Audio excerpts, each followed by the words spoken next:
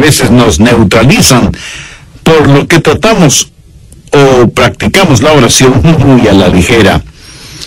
¿Qué es lo que Dios nos dice por medio de Filipenses 4, 6 y 7? Por nada estéis afanosos, si no sean conocidas vuestras peticiones delante de Dios, en toda oración y ruego, con acción de gracias. Y la paz de Dios, que sobrepasa todo entendimiento, guardará vuestros corazones y vuestros pensamientos en Cristo Jesús. ¡Qué magnífica promesa!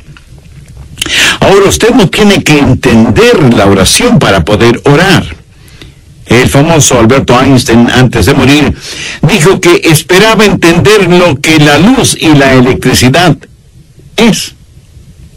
Usted puede ver cómo algo trabaja, pero no lo entiende. Einstein, por ejemplo, no entendería totalmente la luz que ilumina un gran escenario deportivo.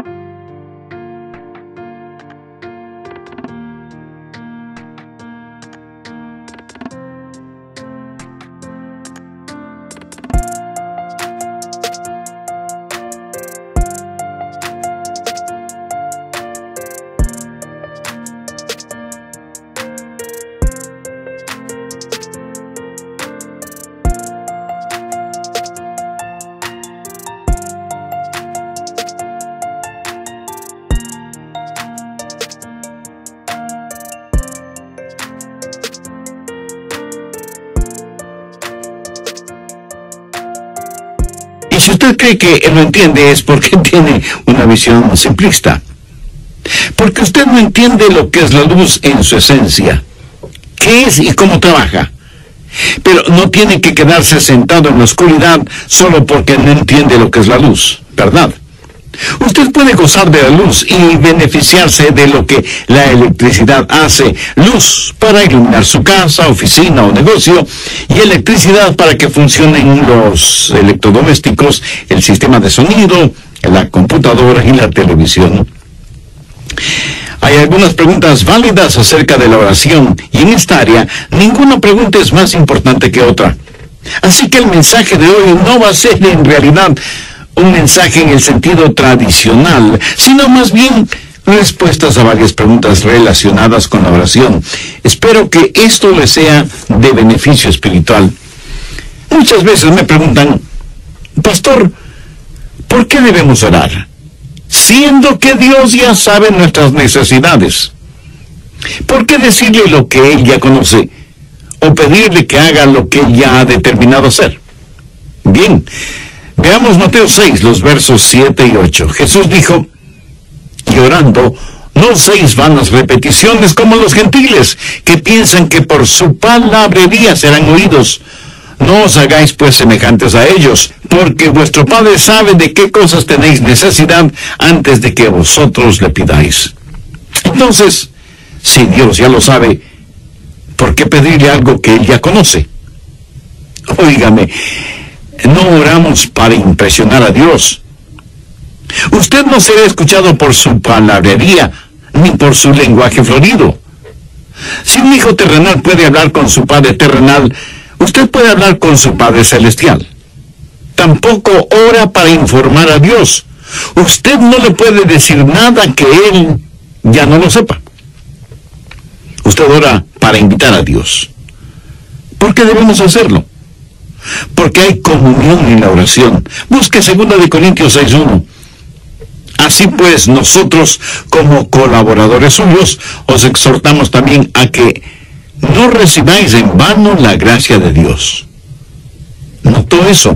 Somos colaboradores de Dios. Dios nos da el gozo y privilegio de administrar su reino, sus asuntos. Él puede hacerlo sin nosotros, pero nosotros no podemos hacerlo sin Él. ¡Qué privilegio es que Dios nos considere colaboradores suyos! Además, cuando oramos, Dios nos está ayudando a crecer. ¿Alguna vez ha pedido algo en oración y no recibió de inmediato lo que pidió? ¿Qué es lo que hizo? Pues siguió orando, pero también comenzó a analizar su vida para saber si había algo en su corazón que estaba impidiendo que Dios contestara sus oraciones. Y usted crece espiritualmente por medio de la oración. Así como la oración es un factor de comunión, también es un factor de desarrollo, pero también está el factor de la dependencia. Dios nunca quiere que vivamos vidas independientes de Él. Ahora, si Dios lo hiciera todo por nosotros y nunca tuviéramos que pedir nada, entonces no tendríamos necesidad de orar. Todo lo daríamos por descontado. Y podríamos dejar de depender totalmente de Dios. La oración nos une a Dios. Y aunque Él sabe lo que necesitamos antes de que se lo pidamos, sin embargo se nos dice específica y definitivamente que debemos orar y pedir, no para impresionar a Dios ni para informarle, sino para invitar a Dios a nuestro corazón y a nuestra vida, para que tengamos comunión con Él, para que aprendamos a depender de Él, y para que podamos crecer espiritualmente.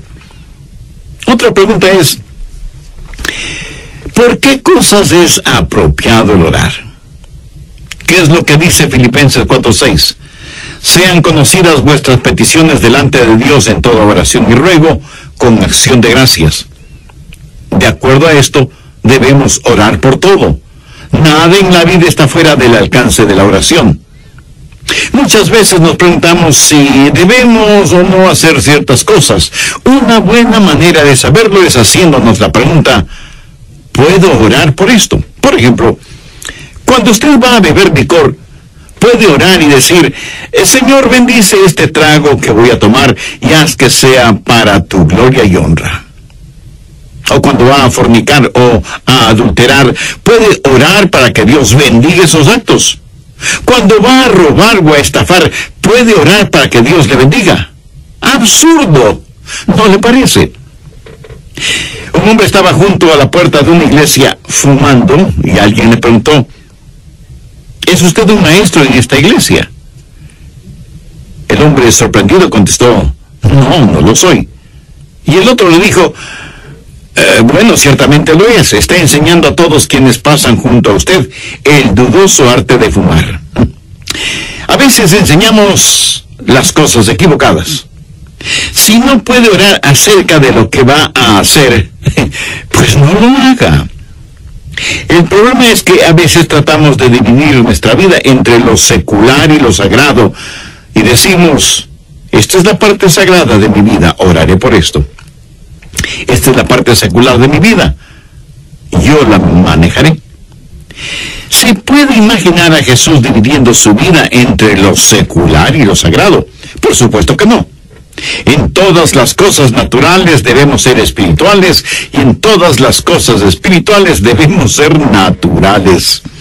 Somos naturalmente sobrenaturales y sobrenaturales naturalmente. ¡Qué trabalenguas! No dividimos nuestras vidas en dos segmentos, el uno secular y el otro sagrado. Dividimos nuestras vidas entre lo espiritual y lo profano. Y si es algo profano, debe estar fuera del límite de nuestra vida. Si es algo espiritual, oramos al respecto, ya sea que eso esté en un nivel natural o sobrenatural. Ahora, ¿por qué cosas debemos orar? ¿Por todas? Usted me pregunta, ¿podemos orar por cosas sencillas? ¿Podemos orar por el sitio donde estacionar el carro? Por supuesto. No hay nada de malo en orar por cosas pequeñas o sencillas. Y si usted piensa que orar por cosas pequeñas o sencillas es una tontería, puede pensar en alguna cosa que sea demasiado grande o demasiado pequeña para Dios. No la hay. La cosa más grande sobre la que usted puede pensar es pequeña para Dios. Y si las cosas pequeñas son importantes para usted, serán también importantes para Dios. Pastor, usted dice que hay que orar por todo. Suponga que hay algo que quiero y sé que no es la voluntad de Dios. ¿Debo orar por eso? Pues con mayor razón. Dígale a Dios, Dios, algo no está bien en mí. Estoy deseando algo que es en contra de tu voluntad. Ayúdame a desechar ese deseo y ore con sinceridad. Sean conocidas vuestras peticiones delante de Dios en toda oración y ruego con acción de gracias. Pastor Rogers, ¿oye Dios las oraciones de una persona no salva? Bueno, en la Biblia leemos de un hombre que era religioso, pero no era salvo. Y ciertamente parece que Dios escuchó su oración. Vamos al libro de los Hechos, capítulo 10, desde el verso 1. Había en Cesarea un hombre llamado Cornelio, centurión de la compañía llamada la Italiana. Este Cornelio era un gentil, un pagano, pero note cómo se lo describe. Piadoso y temeroso de Dios con toda su casa, y que hacía muchas limosnas al pueblo y oraba a Dios siempre. Este vio claramente en una visión, como a la hora 9 del día, que un ángel de Dios entraba donde él estaba y le decía: Cornelio. Él, mirándole fijamente y atemorizado, dijo: ¿qué es, Señor? Y le dijo: tus oraciones y tus limosnas han subido para memoria delante de Dios. Aquí está este hombre no salvo, y Dios está consciente de sus oraciones. Entonces, ¿cuál es la diferencia entre un hijo de Dios que puede orar en el nombre de Jesús y un hombre no salvo para que Dios tenga misericordia? Dios ha dado promesas al Hijo de Dios en oración que no se las ha dado al no salvo. Veamos si puedo ilustrar esto. El presidente de un banco puede dar dinero para obras de caridad. No tiene que hacerlo. No hay ninguna ley que diga que debe hacerlo. Pero él puede decidir que eso es lo que él quiere hacer, dar dinero para obras de caridad. Pero si yo tengo mi dinero depositado en ese banco, puedo girar un cheque y espero recibir esa cantidad. ¿Ve la diferencia? Dios es soberano y Él puede oír las oraciones de una persona no salva. Pero nosotros que somos creyentes tenemos las más grandes promesas de oración y podemos girar cheques contra el Banco del Cielo y firmarlos en el nombre de Jesús, si es que estamos en la voluntad de Dios. A propósito, ¿por qué debemos orar en el nombre de Jesús? Porque Jesús mismo nos enseñó que debemos orar en su nombre. En Juan 14, los versos 13 y 14, Jesús dijo: y todo lo que pidiereis al Padre en mi nombre lo haré, para que el Padre sea glorificado en el Hijo. Si algo pidiereis en mi nombre, yo lo haré. Eso parece una enorme promesa. ¿Quiere eso decir que cualquier cosa que pidamos en el nombre de Jesús la tendremos? El último modelo de un Ferrari deportivo, una villa para vacaciones en la playa de Acapulco. ¿Tendré estas u otras cosas si las pido en el nombre de Jesús? No. Entonces, pastor, ¿qué significa orar en el nombre de Jesús? El nombre de Jesús representa 3 cosas. Primero, aprobación. O sea, Jesús aprueba eso. Usted no puede pedir nada en el nombre de Jesús sin la aprobación de Jesús. En segundo lugar, autoridad. En las empresas, así como en las iglesias, hay personas encargadas de comprar lo que se necesita. Y para tener control de los gastos, alguien tiene que firmar las órdenes de compra y alguien tiene que firmar los cheques de pago. Usted no puede simplemente ir a un lugar y decir: quiero esto y esto en el nombre de mi empresa o de mi iglesia. Usted debe tener algo que le autorice. Alguna autoridad debe estar respaldando su pedido. Orar en el nombre de Jesús significa que usted tiene una orden de compra que ha sido aprobada y firmada por Jesús. Ahora, hay que tener mucho cuidado con gente inescrupulosa que, utilizando el nombre de Jesús, se aprovecha de la ingenuidad, de la credulidad, de la falta de discernimiento de muchas personas, aún de creyentes, para, con el cuento de en el nombre de Jesús y para ayudar a los demás, robarles el dinero. Lobos disfrazados de ovejas.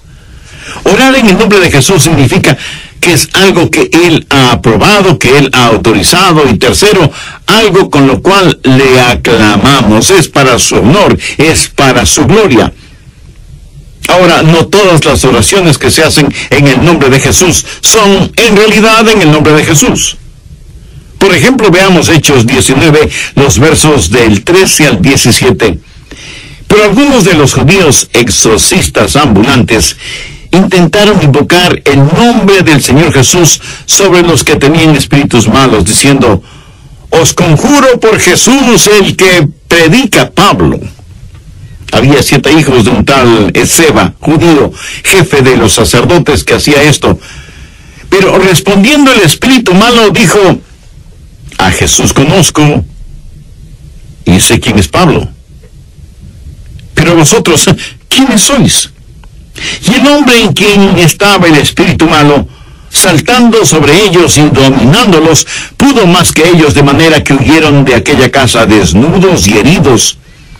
Esto fue notorio a todos los que estaban en Éfeso, así judíos como griegos, y tuvieron temor todos ellos, y era magnificado el nombre del Señor Jesús.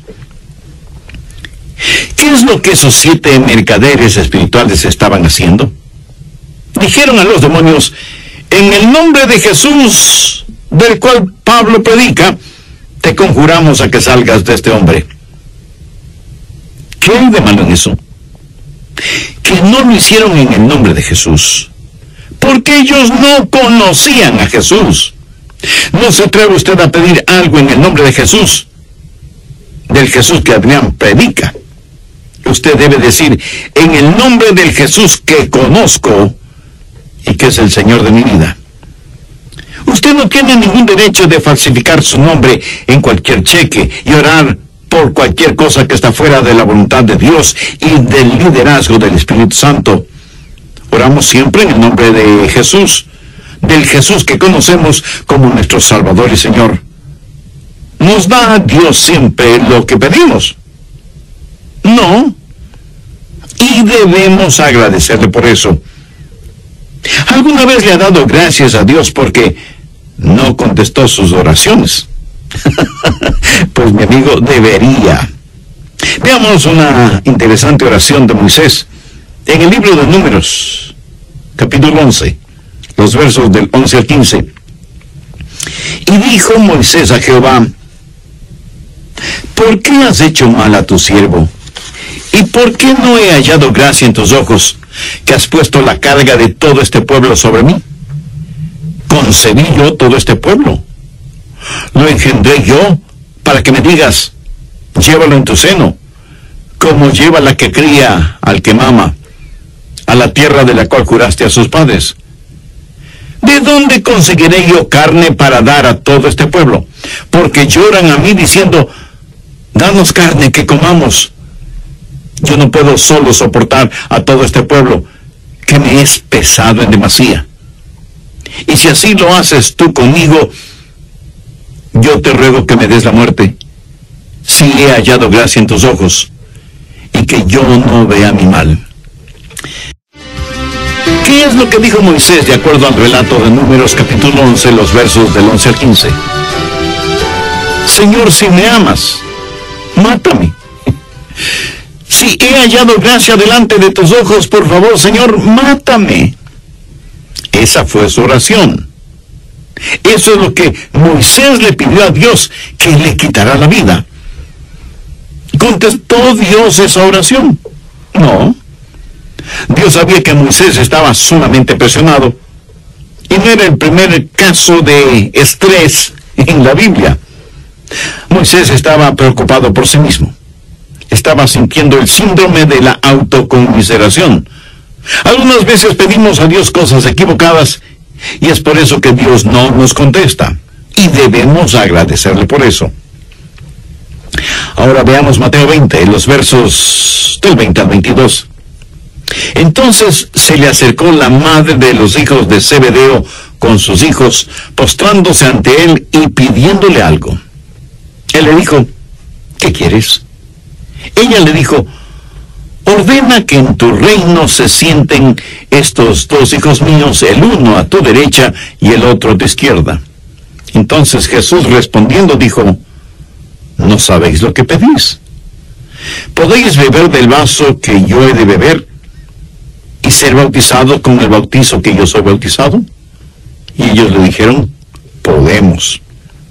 Pero ellos, Santiago y Juan, ni sabían, no podían.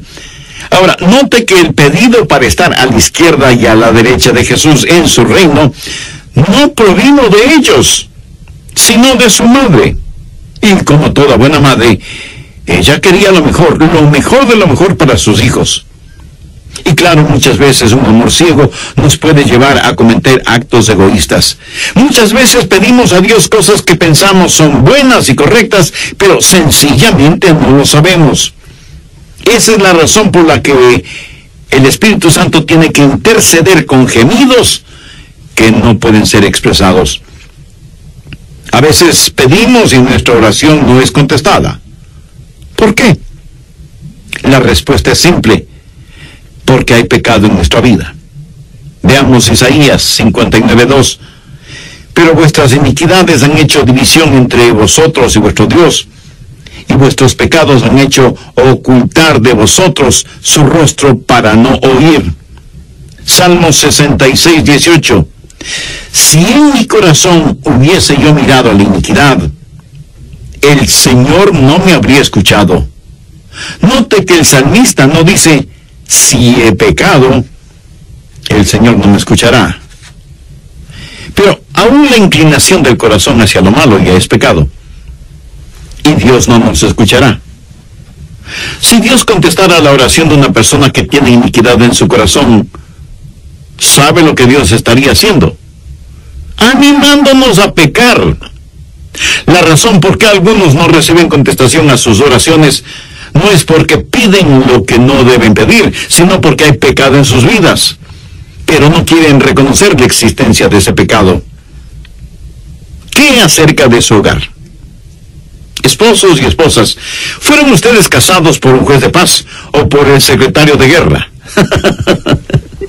Veamos primero de Pedro 3:7. Vosotros, maridos, igualmente, vivid con ellas sabiamente, dando honor a la mujer como a vaso más frágil y como a coherederas de la gracia de la vida, para que vuestras oraciones no tengan estorbo. La clase de relación que usted mantenga con su cónyuge puede ser la razón de que sus oraciones no sean contestadas.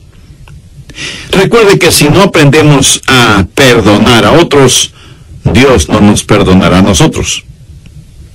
A veces me preguntan: pastor, ¿cambia la oración la mente de Dios? Esta es una pregunta muy importante.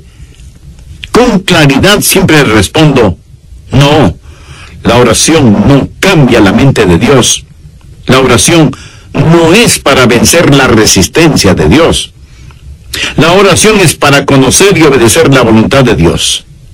Veamos lo que dice 1 de Juan 5:14. Y esta es la confianza que tenemos en Él, que si pedimos alguna cosa conforme a su voluntad, Él nos oye. La única cosa que está fuera del alcance de la oración es aquella que está fuera de la voluntad de Dios. Dios no cambia. Usted no puede cambiar a Dios con sus oraciones, ni yo con las mías. ¿Por qué? Vamos a 1 de Samuel 15:29. Además, el que es la gloria de Israel no mentirá, ni se arrepentirá, porque no es hombre para que se arrepienta. Esto significa que Dios nunca cambia. Y en Malaquías 3:6 leemos: porque yo, Jehová, no cambio. Cuando oramos, Dios hará cosas que no las hará si es que no oramos. Pero aunque nuestra oración no cambia a Dios ni su carácter, sí afecta lo que Dios hace. La Biblia claramente dice que no tenemos porque no pedimos. Pastor, ¿qué debemos hacer si nuestras oraciones no son contestadas? Si ese es su caso, pues siga orando. Persista en la oración. El profeta Daniel había estado orando por algo por 3 semanas. Escuchaba Dios las oraciones de Daniel. Veamos lo que nos dice Daniel 10, verso 12. Entonces me dijo: Daniel, no temas, porque desde el primer día que dispusiste tu corazón a entender y a humillarte en la presencia de tu Dios, fueron oídas tus palabras, y a causa de tus palabras yo he venido. Un ángel vino como una respuesta para Daniel, quien estuvo orando por 21 días. Parecía que Dios no estaba haciendo nada. Ahora este pasaje bíblico es intrigante y enigmático. Se está desarrollando una guerra cósmica entre los ángeles de Dios y los espíritus demoníacos. Y el ángel viene y dice: tus oraciones fueron escuchadas cuando empezaste a orar hace 3 semanas. O sea que Daniel por 3 semanas estuvo orando persistentemente. Veamos rápidamente Lucas 18:1. También les refirió Jesús una parábola sobre la necesidad de orar siempre y no desmayar. Amigo, hay un tiempo en que debemos persistir en la oración, así como hay un tiempo en que debemos desistir de orar. Un buen ejemplo es el apóstol Pablo, quien oró 3 veces especialmente por algo. No significa que 3 veces pidió al Señor que lo haga, sino que tuvo 3 períodos específicos de oración acerca del aguijón en la carne. Y aunque Dios no le quitó ese aguijón en la carne, sí le contestó la oración, aunque de diferente manera. Veamos 2 de Corintios 12:9. Y me ha dicho: bástate mi gracia, porque mi poder se perfecciona en la debilidad. ¿Cuál fue la reacción de Pablo? Por tanto, de buena gana me gloriaré más bien en mis debilidades, para que repose sobre mí el poder de Cristo. Pablo no dijo: lo que no puede ser curado debe ser soportado. Él dijo: me gloriaré en esto y agradeceré a Dios por esto. Dios no le concedió a Pablo lo que pidió, pero le dio algo diferente. Así que las demoras no son necesariamente negaciones, y si Dios le niega algo, no significa que está restringiendo su amor, sencillamente significa que le dará algo mejor. Otra pregunta muy frecuente es: ¿debemos esperar milagros cuando oramos? Permítame decir que no debemos adquirir el hábito de decir que Dios no lo puede hacer. La única cosa que Dios no puede hacer es pecar, mentir o negarse a sí mismo. Veamos Jeremías 32:17. Oh Señor Jehová, he aquí que tú hiciste el cielo y la tierra con tu gran poder y con tu brazo extendido. Ni hay nada que sea difícil para ti. Dios es un Dios de milagros, y en cierto sentido toda oración contestada es un milagro, porque lo sobrenatural se mueve en lo natural. Pero hay otra clase de milagros, milagros en la naturaleza, como cuando Dios cambia el agua en vino y cura cánceres y da vista a los ciegos y todas esas cosas. ¿Creo yo que Dios hace esas cosas? Ciertísimamente. Pero estas no son cosas normativas. Usted va a encontrar que en tiempos bíblicos los milagros se dieron en grupos y tuvieron ciertas cosas en común. Trajeron gloria a Dios y no a los hombres. Validaron las demandas o la identidad de Dios y promovieron la obra de Dios en forma muy significativa. Dios es un Dios de poder y un Dios de milagros. Y si Dios tiene un milagro para usted, le dará un milagro de fe. Y aunque no hago de lado los milagros, sí debo decir que no son normativos. Desde mi punto de vista muy personal, si Dios nos da el milagro más extraordinario, que es el perdón de nuestros pecados, la salvación y la vida eterna, ¿qué otro milagro podría ser más grande que este?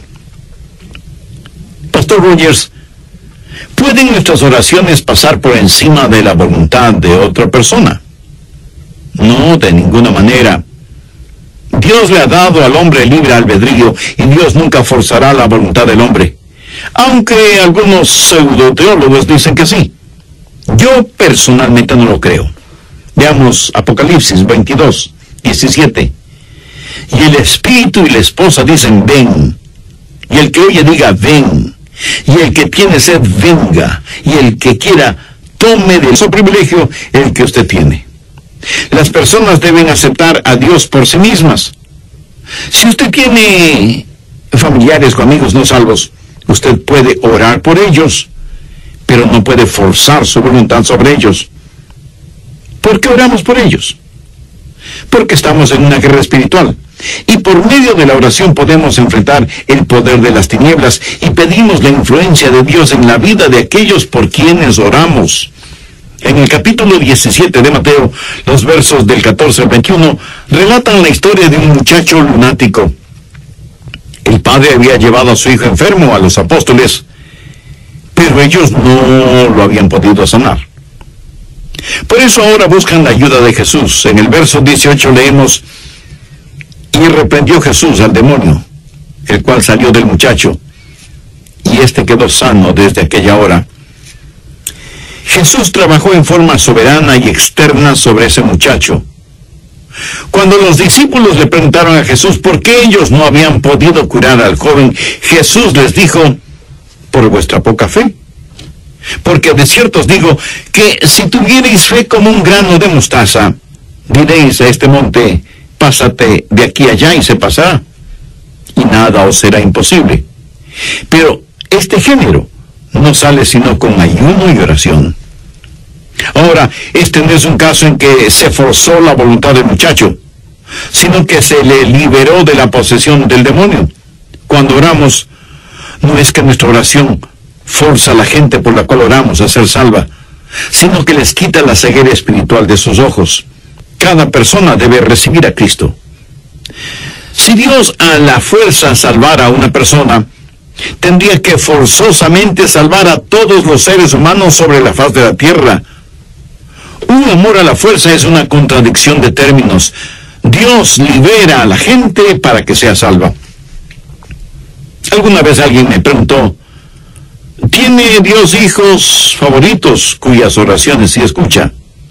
Bien, esta pregunta me hace acordar de una vez que estuve en un avión. Un pasajero me reconoció y dijo: oh, pastor, estoy tan contento de que esté en este avión. Ahora sé que tendremos un vuelo seguro. Algunas veces me dicen: pastor, ore por mí. Sé que Dios escucha sus oraciones. Y eso es como decir que Dios tiene hijos favoritos. Dios no hace acepción de personas. El Salmo 65:2 dice: tú oyes la oración, a ti vendrá toda carne. Amigo, Dios escuchará su oración de la misma manera en que escucha mis oraciones o las de Billy Graham o de cualquier otro creyente. Ahora, si tengo una necesidad de oración, hay ciertas personas a las que pido se unan conmigo en oración. Esas personas son más íntimas conmigo, y es bueno tener amigos íntimos. Estoy seguro que usted también los tiene, ¿verdad? Dios tiene intimidad con sus hijos, pero Dios no tiene hijos favoritos. Y todos quienes conocen y aman al Señor Jesucristo pueden orar sin excepción de personas. Finalmente, una pregunta muy frecuente es: ¿cómo puedo conocer la voluntad de Dios en oración? Bien, recuerden lo que ya dije: nada está fuera del alcance de la oración, sino aquello que está fuera de la voluntad de Dios. Veamos 1 de Juan 5, versos 14 y 15. Y esta es la confianza que tenemos en Él, que si pedimos alguna cosa conforme a su voluntad, Él nos oye. Y si sabemos que Él nos oye en cualquier cosa que pidamos, sabemos que tenemos las peticiones que le hayamos hecho. ¿Quiere conocer la voluntad de Dios en oración? La oración triunfante es la oración que sale de un corazón rendido a la voluntad de Dios. Una de las grandes lecciones que he aprendido y que sigo aprendiendo acerca de la oración es que la oración que llega al cielo es la oración que comienza en el cielo. Lo que nosotros hacemos es cerrar el circuito. ¿Cómo conocer la voluntad de Dios? La voluntad de Dios es lo que usted quisiera tener si supiera todo desde el punto de vista de Dios. ¿Cuál es el secreto o la clave? Veamos Juan 15:7. Si permanecéis en mí y mis palabras permanecen en vosotros, pedid todo lo que queréis y os será hecho. Cuando Cristo vino a vivir en nosotros, eso es unión. Y cuando tenemos compañerismo con el Dios,